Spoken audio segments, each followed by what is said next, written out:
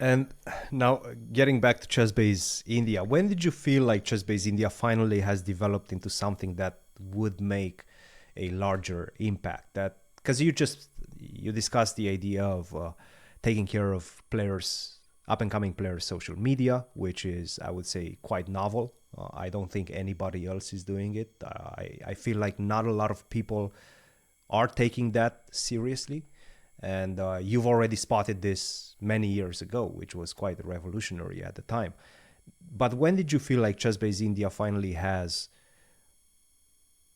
a mission that can be accomplished and that can be used to help other players through attracting sponsors, through building up player personas? Like, when did you feel that time finally arrived?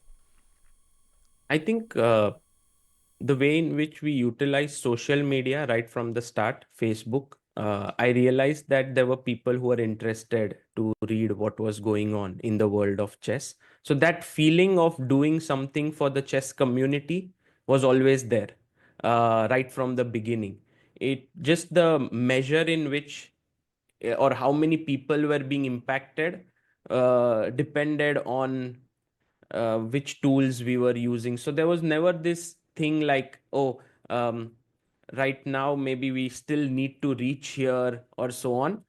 There was a phase where I didn't know if we could sustain or survive financially because we were a team of three people, Amruta, myself, and one more author. And we just didn't know how to pay salaries. We didn't know whether we should take some money for ourselves or continue our coaching. We also wanted to travel and play and cover events. So all of these were very open questions at that point.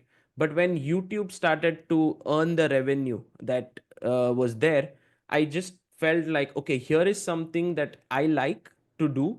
I can do it a lot, and that could really help. So I would say that we have like our sort of two ways of revenue making in Chessbiz India. One is the e-commerce business, the other is the media, which is the YouTube thing, um, or social media. And I think when that picked up, we really could expand our team.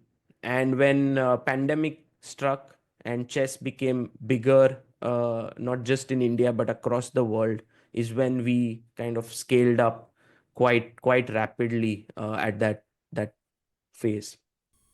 How many people do you have working for you right Now now? now we have 30 people whom we pay a salary, There's very but often so many journalists from Chessbase India with like two phones, couple of cameras, tripods and whatnot. Now one of my students very often is working for you as well, Harshit Raja, who is studying at my university. So you guys have been, yeah, building up this complete ecosystem.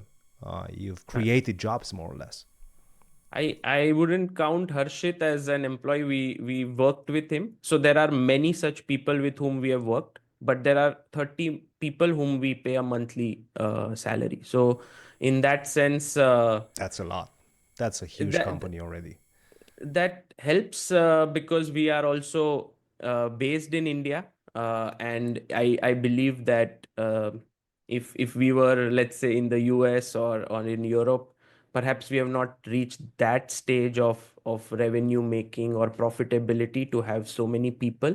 But in India, we are able to sort of work with more people. We also have sometimes many young talents who are still in colleges and want to gain experience, who love chess and so on. So it's a little bit kind of a company still which is run through passion more than you can say a very standard business like, oh, this is what the is a standard pay or so on.